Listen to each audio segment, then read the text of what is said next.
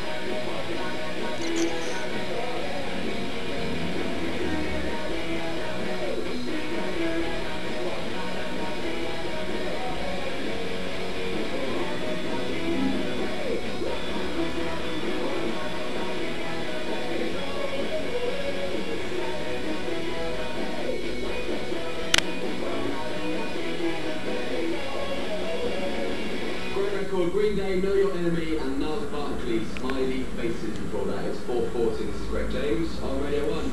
To Adam in Dudley, also Charlie Liverpool, who listens to my breakfast show every morning, and says please play that David Guetta new record, that is actually coming up before 5 o'clock. Also Charlie in Essex, who's very much enjoying Gnarls Barkley this afternoon. Hope you are okay. 81199 is the text number if you want to say hello. Now, every day on my breakfast show, I play our best bit of the radio from the day before, so you may not have heard, it's from a East local station today, from Radio Kent, actually. Have a listen to this. Well, a story to tell you first. Tell me. A friend of mine, daughter's, true story, came back very late. He worked late in London, and at 10 o'clock at night he came back to his car in a car park locally, and found it was all frozen over, and his door lock was frozen.